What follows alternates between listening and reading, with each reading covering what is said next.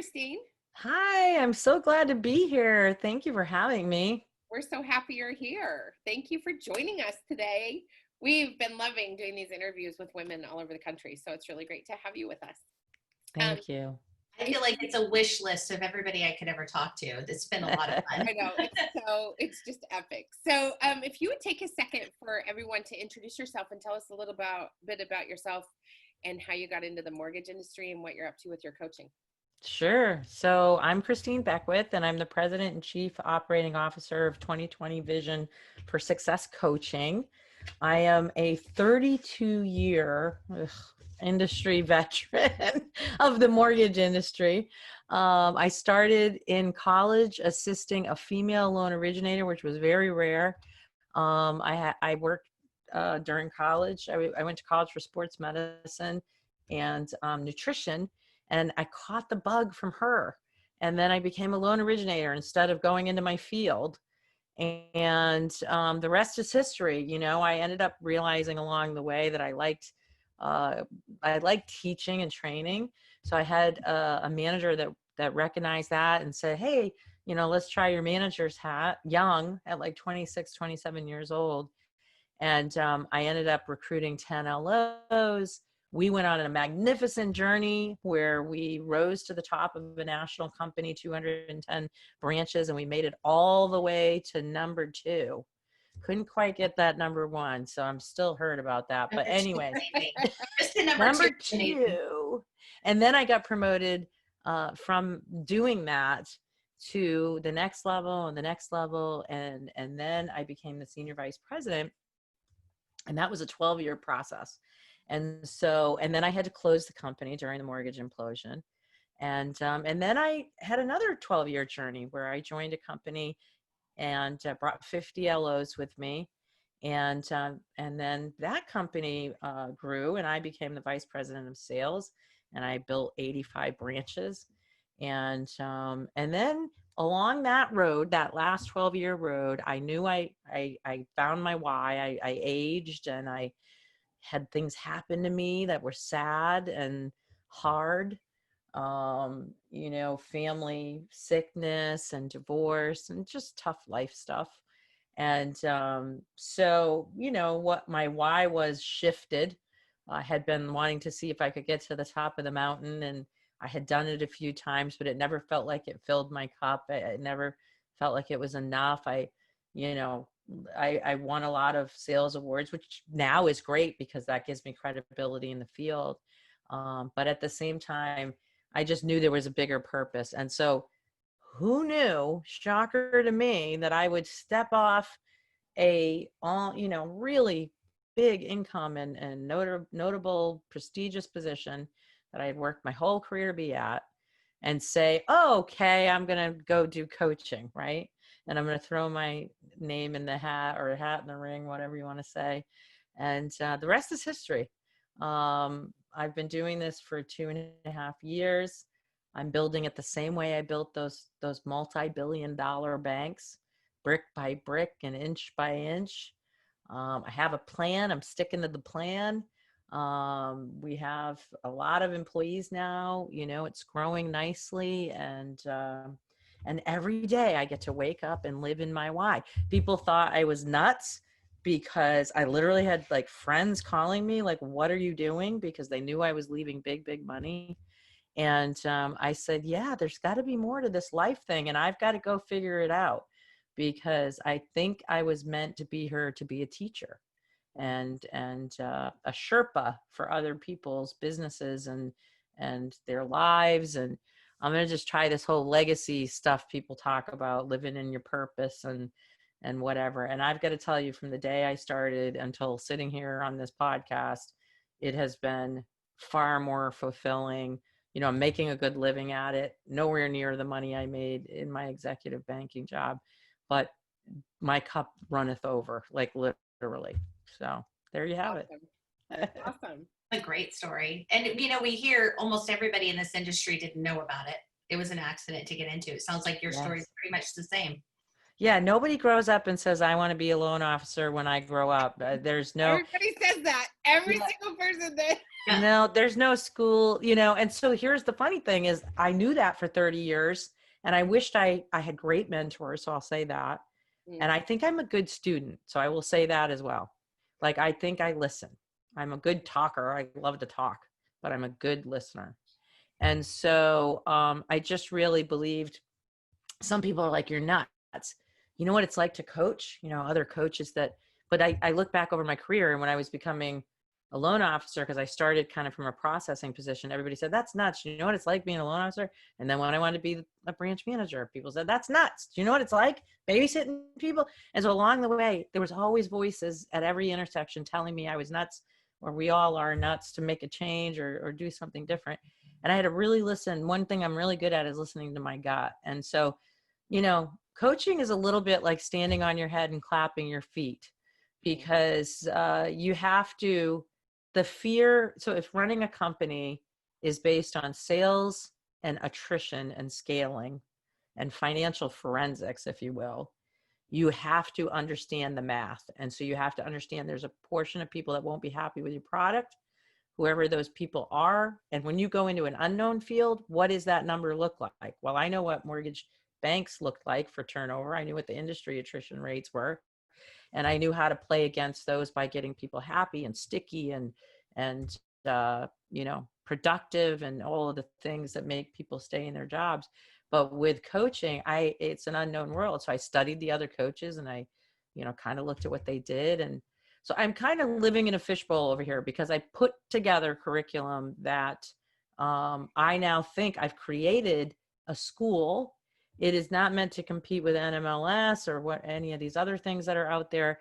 It's truly meant to take the person who has an entrepreneurial spirit and put some foundational business tactics around it and then help them go on a journey of building a business. You could be building a 7-Eleven and come to my school and I'm going to make it the biggest, best 7-Eleven you've ever seen in your life. That's the story and I'm sticking to it. So Awesome. Who is your, and I always interrupt poor Missy and go off track all the time, but who is your most common type of customer for your coaching school? I would say managers in the loan origination space. And so I have corporations too. So if you can understand, we built a virtual training system and it's built on Lightspeed VTs, the software, Bradley's system. And so it's the same system that like Damon John uses and Jordan Belfort, the Wolf of Wall Street, Tony Robbins, and it's scalable. So what happens, the tagline for that software is the most interactive training software on earth. And so that's a pretty ballsy statement, right? And so when I looked at all of the different softwares, I said, you know, that sounds like the type of thing I would want. So students get to go in there anytime they want. They can do it with earbuds on the treadmill. They can do it driving in the car with their Bluetooths. And they're listening to audio.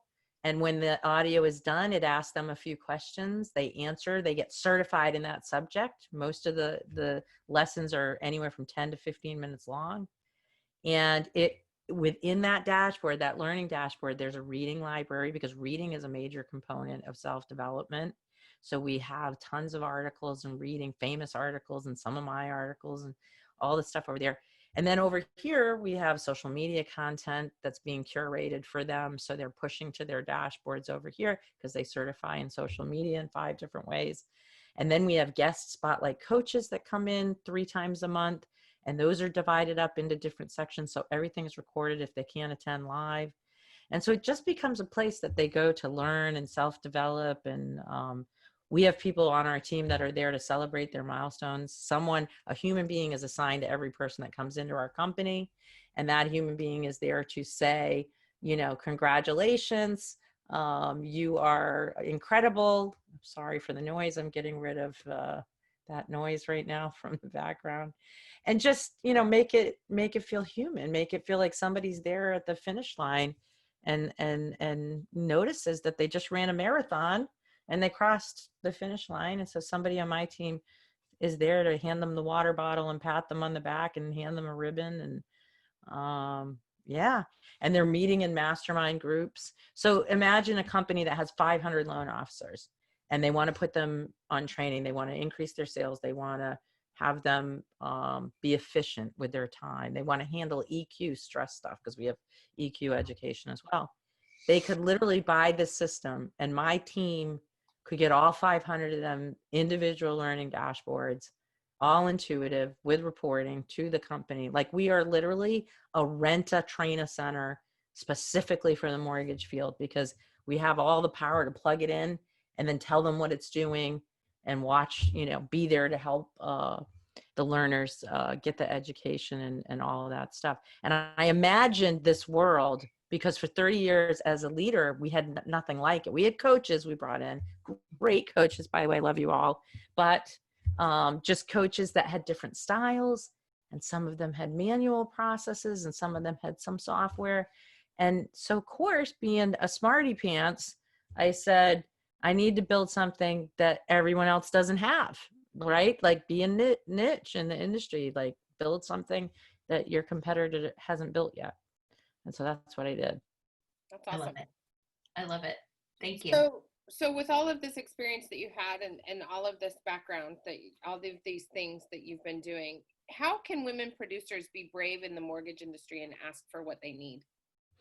Yeah. So, I'll start by saying, I think it's still a male dominated field, and being brave is a whole thing, So I knew that. I don't think I noticed, excuse me. Of course, that's going to happen on a podcast because it wouldn't happen all week long. I noticed with originators and mortgage professionals in general that it's the unspoken thing. So for 30 years, I'll put some numbers around this, but when I became a loan originator, I joined a team of 21 originators, and they were all but one was men. And then, and she wasn't nice to me, by the way. I won't name who it is, of course, but she was not nice to me. I had joined a club that she felt privileged to be in, and she made it known, and she made it really uncomfortable for me. And so I'm determined to change that narrative, and I've spent my career changing that narrative. And, I would go from there into a pool of 200, and I was one of 3 women. And then, the numbers are stark. They're like 2%. And even more so as I rose up through the ranks. So this is what I'll tell you is I was the braveness I had. I let my numbers do the speaking. I took a lot of ribbing. I sat around, I'm going to say this. There was a lot of boisterous towel slapping, stuff going on. And I just learned to put my head down and deliver results. So I will say that as I found my voice, what happened is I ended up writing a book. ended up writing 3 books, but I ended up writing a book called Wise Eyes See Your Way to Success. And it took me 10 years to write it, handed it into my editor. And on a Sunday morning, as I thought I was finished with this book celebrating, she called me and she said, this is great, but you haven't done one thing. You haven't addressed what women, should know about up and coming in the career. What are their best tactics? And I said, are you crazy? Like at the time she was telling me this, I was literally a senior vice president of sales. I had, 300 loan officers and 80 some branch managers. And there was no way I was going to write some woman's lib column in my mind. So I said, this isn't happening. And she said, listen, sit down and write in a journal as if you're writing a Dear Diary that nobody's going to see. I said, I know what you're doing here. She goes, just do it. And I said, fine, I'll go through the exercise. And so I did. And I'm going to tell you what happened. As I began to say things on paper that morning, that Sunday morning, that winter Sunday morning, I realized I was literally saying things I had felt and never said out loud in 30 years. And the words poured out of me. And I cried through most of it. And I realized that she had given me permission to kind of exhale. I didn't know my whole life I had been holding my breath at the conference room table, and I had been, doing whatever. So what was born out of that is chapter 14 in the center of this book. And let me tell you something. When you get to that chapter, it's the truth. And I have the book on the desk, my desk, because I literally just did another podcast earlier in the week, but it says, I'm damned if I do, and I'm damned if I don't. I might as well speak the truth. It is the truth that will be real when I am dying one day. And it will still be true 100 years from now when my son's grandchildren pick this up and want to learn about my life and career. So here is my truth and my best advice for up and coming women in business. And I would back that chapter up by building Women with Vision, which is now my women's coaching division for business. And we have all kinds of specialty courses. We teach diminishment. We teach empathy. The secret weapon we have of empathy, but also how we get like caught up in empathy sometimes and it hurts us. We talk about the difference between the male and the female voice, what we know in the Urban Dictionary as mansplaining. And so I have courses that nobody has that are real, and I'm really proud of that work. So I tell women this: you can't expect for equality or respect until you come to work and work for the same results. So my primary focus with business women is to get results in their businesses, to get them to get that respect, to earn that respect. And, I'll end by saying this. I think, and this is just me being truthful right now and authentic, we do some things wrong, and there's areas for improvement in our gender. I'm not going to say what those things are, but I'm sure you can imagine. And so when I'm lecturing, I let people know, like, if we want to help ourselves, there's a lot of room for improvement within our own self-development and our work and things that we do, apologizing and being silent and provocative. I mean, the list is long. And so we have to find if we're going to be taken seriously as business owners, if I'm going to be taken seriously in the coaching world, then I need to come and grab market share from my male competitors and let them know I know how to build a business, and I'm going to show up and I'm going to take that market share, et cetera, et cetera. So there's a lot to unpack there, I realize, but it's really the best 50,000 foot view I can give you of my voice and what I'm trying to give back to women now as an educator. That's awesome. Yeah, that's wonderful. And I just want to reiterate that I've been moved every time I've talked to the women in the interview. I feel like a lot of us have the same feelings about our industry, had a lot of the same experiences, and I enjoy every moment where you say something like you give yourself permission to feel those feelings. We work really hard at stuffing, don't cry, don't look upset, don't look right, emotional, don't look right, we got to compete. And then when you let it out, it comes out. So yep. Good stuff. I agree. There. I get inspired too, by the way. Like I'm the same damn way, like all day long, every day. Yeah. I love it. I'm the meme reading, like I get excited. I don't know if I'm a nerd or what it is, but I think we're just now hearing women's voices as much as we are. I don't remember, and I said this to Laura and a bunch of others that we interviewed. I'm like, I don't remember hearing as many women until recently. And it's moving for me. It's moving every time we talk about it. I think that so many women are going to benefit from just hearing you say, look, I've been all the way to the top and I decided to exit, and this is how I felt all along, and they're going to identify with that. And I think that that's important. Super important. I do understand that people don't do it because they're afraid of alienating or polarizing. And I hear you. Listen, I know there's a lot of people that can't. I'm working with some women that are oppressed. So I want to just say this, it's 2020, the year.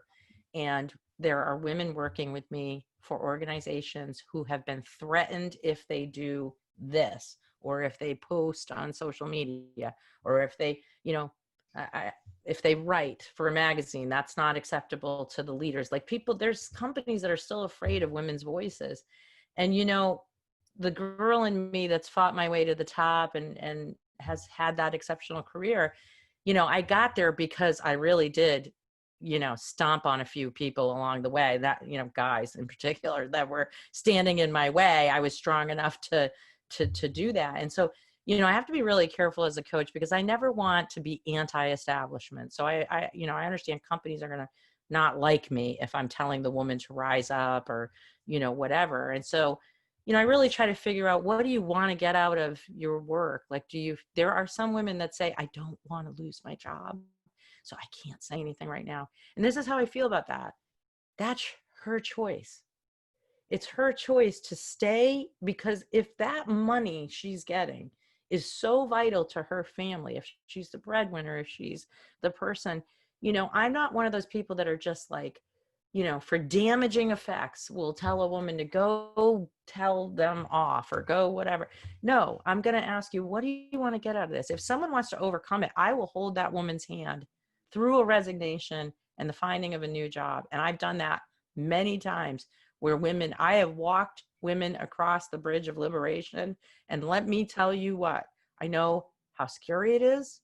I had someone take my hand at some point. I never thought in a million years that I would be the chick, because I'm a Harley riding, gum chewing country girl. And I thought, there's no way in hell I'm ever going to be one of them. I was almost anti-woman lib. I was like, put down the picket signs, ladies. It's fair. You can get a piece of the pie if you show up with results. But what I didn't understand until I went through it myself is I got it because I was willing to be strong enough to fight to get it. So my message is, if someone tries to steal the turf beneath your feet, fight for it. Fight for it. If you earn to be at that table, then yeah, I have stopped people in a boardroom when I got put at the bottom of an agenda, and then they talked their way through the day, and then there was no time left for me to talk. And they were like, it's 5:00. We got dinner reservations at 6. And all these other men in the boardroom for 8 hours had talked. And I was the last thing. I was always put on the bottom of the agenda. This happened to me one year. And you know what I said? Nobody's leaving. I got a presentation to do. Somebody needs to tell the secretary to make the reservation at 7 p.m. because we're sitting here and I'm doing my presentation, because this is our quarterly meeting and it's time for me to talk. And you know what I knew? I knew that everybody in that room hated me because I was the thing between their cocktail and the end of the day. That was not my point. I was winning by small percentages by standing up for myself. And what would happen that day was uncomfortable. I can remember going to my hotel room and crying. Later, I felt embarrassed of myself for being angry and standing up. But I never got put to the bottom of the agenda again. I got put somewhere in the middle. I'm pretty sure the next meeting I was the first person. And I'm pretty sure we all laughed about it too. Point being, we have to decide when we're going to fight for those inches. What do you wish you would have known at the beginning of your career that nobody ever shared with you? Yeah. When I look back at my young self, I will tell you that, I looked like Barbie Banker at some point in my life at 21 years old. And, I just wish that there had been other women, I guess, that would have sat down with me in my really young self and helped me kind of see the lay of the land. Because there's something, I named my company Vision for Success, and I do a whole lecture called the V Factor, and it's about the vision, vitality, and velocity. And it's truly about my Simon Sinek talk on how I think people become successful. You become successful when someone else creates a vision of a future for you. Our students that come here define what their vision is.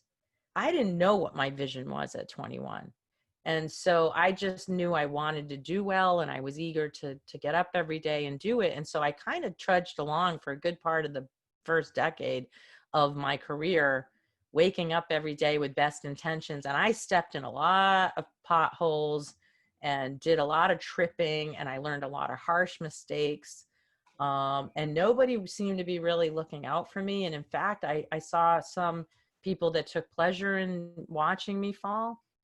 And so I wish somebody would tell me back then, one day you're going to get older, and believe it or not, it's going to be hard to imagine, but you're going to be so confident in yourself that even on a day where someone said something mean about you, or somebody said something in the whispers loud enough that you heard it and it killed you, you aren't going to care. And you know what? And you know why that's going to happen? Because you're going to get so right with yourself and so good with your inner voice and soul, you're going to know you're a good person. You're going to know that you don't deserve that, or you deserve better. And you're going to realize that what matters in life is your family, the people you serve, your friends, because there's always going to be haters. And if someone had said that to me, I shifted and pivoted places in my life, avoiding the haters. I would hear the voice of a hater and I would crumble. I can remember coming home and feeling defeated. I had times I felt humiliated or embarrassed. And I listen now to that inner voice and I look back and I realized a lot, not all, a lot of it was someone else's broken soul projecting their dysfunction on my good life. You know, I have tattoos. I have a tattoo that says live with purpose. And then this one says have faith, be strong, and believe. Now, my dad wrote these words and put it in a Bible when I went to college. And he told me that if I drove from a place where I cared about people and I was purpose driven, that I would never one day worry that I had earned something on my looks or I had done something that was incredulous, and that there would be abundance if you did this. And, you know, when you're 18, you're like, okay, dad, and you grab the Bible and you leave and you're like planning your next tailgating party, you know, for the Patriots or whatever. But there would come a day in my life where I had some depression sink in, and in my early years out of college, and I was alone and I was living away from home. And those, I've written about it now in my third book, and I didn't think I'd ever write about that either, by the way. That's a 30-year secret. And I got sick, like clinically depressed. And I will just tell you that that's when I grabbed the Bible. You know, that's when I grabbed his piece of paper that said, have faith and be strong and believe. And those words meant something to me then. And so, you know, we all need one thing in life, and that's somebody else to believe in us. We need one other person that's going to say, you got this, you know, and give you that hope and give you that voice. And, you know, I love that I get to be that person today for so many people, and women and men as well. You know, 70% of the people coaching with us are male. So it still mirrors the industry split. And I'm proud of that men, I got 6'1" Marines that are coaching with me. And call me up, and they get vulnerable, because even though they're these big dudes that are living their lives and providing for their families, they're human at the end of the day. They got blind spots, they got vulnerable spots, they got dark spots, and they need someone to talk to someone they trust, someone that they know will help them and genuinely care. And so it's such a privilege to be that person for so many people, you know. I knew I could never be a nun, so this is going to be closest thing I can do to it. I rolled that out a long time ago. Yeah. Yep. What words of advice do you have for women who may be thinking about crossing over to another company, making the leap for whatever reason? Yeah. You know, there's a whole thing to, well, first of all, I'll tell you a tip right out of the gates that I teach in coaching. There's only 2 times that you're ever going to get a chance to negotiate your pay. Number 1 is going to be when you're moving to a different job. And number 2 is when you're getting promoted. And we leave a lot of money on the table. And these instances, when you look back, when you're older, you will realize are few and far between. So what I want to tell you right out of the gates is, if you ever are thinking about moving, you have to fight for your worth. And by the way, the first offer they make you is the lowest. And so what I will tell you is, where I got inches, and I don't think I ever had pay equality. I know of some guys that did jobs lesser than me and made more money, a lot of that, you know, and I will tell you that, you know, I sat last year in Atlanta, Georgia at the NAMBA conference, and the chief operating officer of the NBA, Marsha Davies, played a video. And I'm going to tell you, this video had a little boy and a little girl, and I don't know if you've ever seen it, but I'll describe it to you. Anyways, they put film on 4 sets of girl boy combinations, and they're all under like 7 years old. And they have 2 glass cylinders, And they have all these, they bring them in a room and there's all these balls all over the floor. And they say, go out and you pick up your pink balls and you pick up the blue balls and fill your glass cylinders. And so they do. They set them up. So the video's playing and all, they're in different rooms and they're running around and they're grabbing their balls and they're filling up the cylinders. And then when they're done, they got to get their rewards. Now the cylinders are exactly the same and they fill to the top exactly the same. And so they say, close your eyes and put out your hands. And they close their eyes and put out their hands. And they go, okay, open your eyes. And the girl is holding a glass that's filled with like, gum and candy and, toy necklaces and whistles and, the type of stuff you would get at like a candy machine or whatever. And her glass is half full and the boys is pouring over the top. So they have them open their eyes at the same time and they look at each other's glasses. And again, I got choked up. I was sitting there. I've never complained about my pay in my career, but I knew I was underpaid at a certain intersection and I fought. And during the process of fighting for my pay, I was threatened by my boss.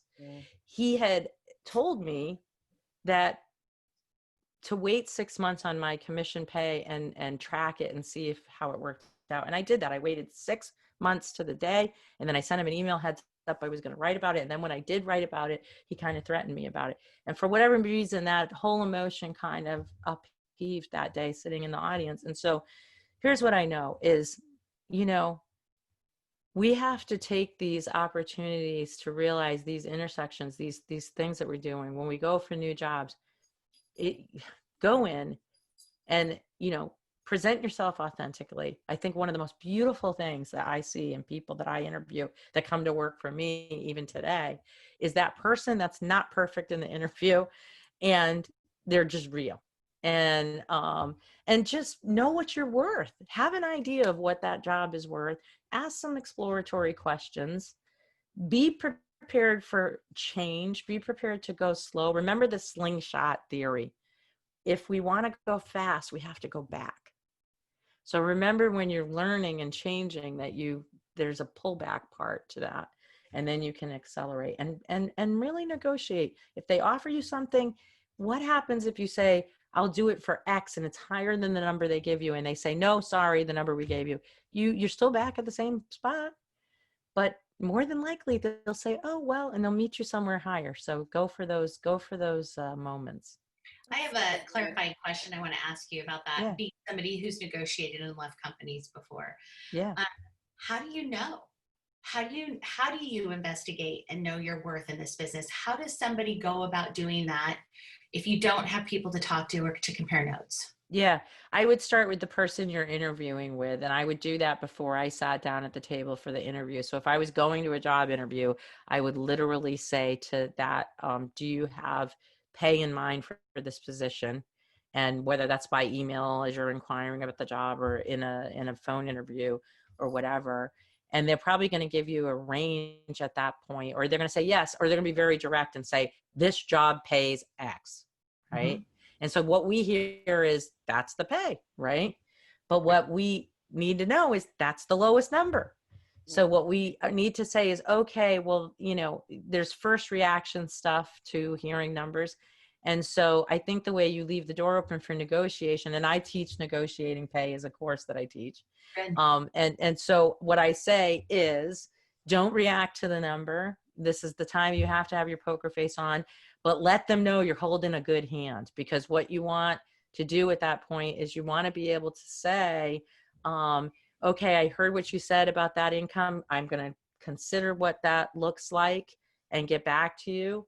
And so that leaves the door open. They may be saying, well, what are they getting back to me about? Especially if they're not used to someone, negotiating pay. And so I've never had anybody this is what I know about people that show me when they go to an interview that they're interviewing me. When an employee goes to a job interview and they're interviewing, what's your culture? What's your culture like? What's your reward system? What does this look like? I know the difference when I'm feeling like I'm being interviewed, if I'm giving a job. And when that person comes, I know that person's probably someone I want to consider. When I am the one holding the conversation and I'm interviewing and they're meekishly sitting there waiting to answer the next question I have, I feel like that person maybe not the person that's, most people that are coming, they're going to be negotiating that job. They're going to be in a discovery mode. And so I just say, bring your set of questions, be prepared to walk away with a continuance of the conversation. And the second conversation should look like a discussion around the pay. And it might sound something like this. If you have a follow-up conversation, you might say, I know what you said this job was worth. And sandwich technique, love, meet, love. You want to be able to say, I love this job. I love the job description. I want to do it. It sounds like something that would be the perfect fit. I love what you guys stand for. We're a little off on the pay, close, but not quite. Like what I need is this. And so I just want to, you guys just feel like the right fit for me. But if I could get to this number, it would be a go. And a lot of times they'll be like, well, let me figure it out. Or they'll play hardball and say no. And if they say no, you're left with a decision. You're say, okay, let me see what I can do on my side. You may already know you'll take the job for the pay they offered. Does that answer it? Yeah, no, it's really, really, really, really great. Okay, so to wrap this up, this is our last question in our interview. So what is one empowering idea you want to share with women producers?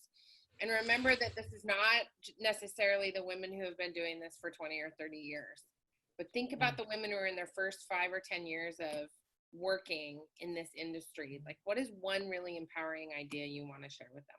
Yeah, I think every person needs to operate from a clear 3-year business plan. It sounds so boring, I know, ladies. Like, I would rather be talking about recipes and lifestyle right now than anything other than planning. But I will leave you with this. I will tell you that what I know about the human spirit and achievement is that we achieve success because we start from a place with ideology in our businesses of a dream. The dream might look like money. It might look like, whatever it looks like in your dream of that job, but you have to anchor it with exact or target metrics weekly, monthly, and quarterly. So what that means is, let me give you an example. Let's say I was starting a new diet. I'm going to use this as the analogy.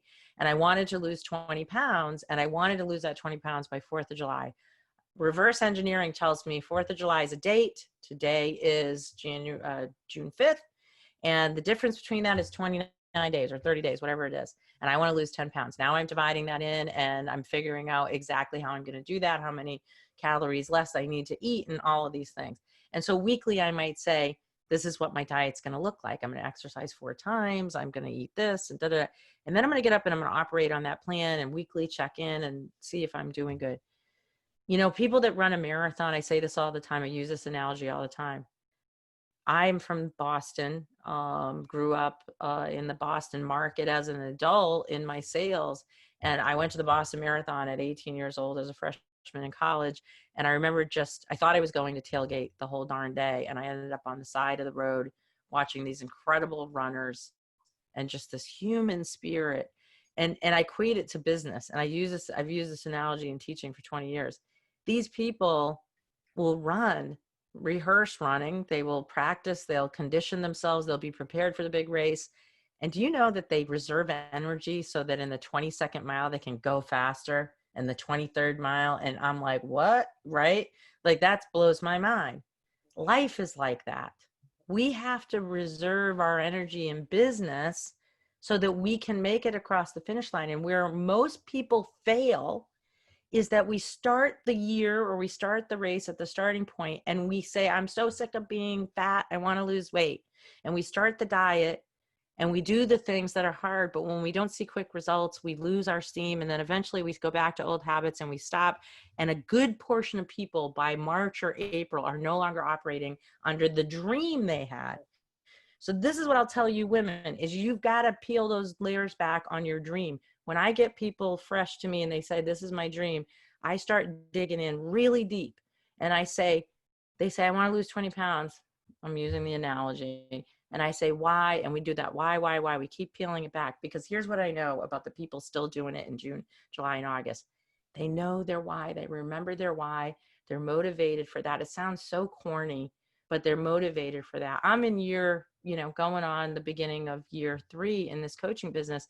And I have to remember why I started this, like that's an important part. So have a plan, know what the steps are, work that plan, be willing to tweak it, and at the center of everything, and give yourself rewards. I think that we need milestones along the way that we give rewards, whatever those are, that we need to have those little rewards to ourselves. So great. How can people find you if they want to look you up? Yeah, so it's almost impossible not to find me if you look on some of the stuff. We have so much, my marketing department, I love you guys so much. We have so much out there. So it's pretty much if you do 2020 Vision on any of the social media platforms. So Facebook, we have a group called 20/20 Vision for Success Coaching. Find us, ask to become a member. We have a Women with a Vision Facebook group as well. And then Instagram, we're 2020 Vision. Same on Twitter, and then Christine Beckwith on LinkedIn. And our website is visionyoursuccess.net. And you have a podcast. And we have a podcast called Mortgage X Podcast, which is a really awesome podcast. I'm gonna have to have you ladies on there. Yeah, I love that.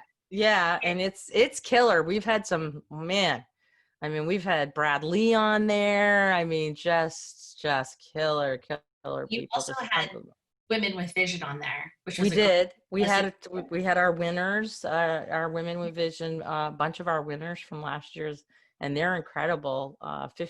Last year there were 54 women that won the 2019, and this year we're going to name 100. That contest is going on right now. Nominations are open, and if you go to the Women with Vision Facebook page and just scroll the feed, you'll find the links being peppered in there constantly right now. But it's pretty prestigious. We really pour a lot on those women that get this award. These are the innovators, the motivators. They will be featured in our magazine because we have a magazine. Please subscribe, www.vmag.com. And we do feature stories on them. They get actual trophies, and we actually physically do an award for them at our Vision Summit every year. So awesome. Thank you so much for being with us, Christine. Thank you. Yay. Thanks for having me.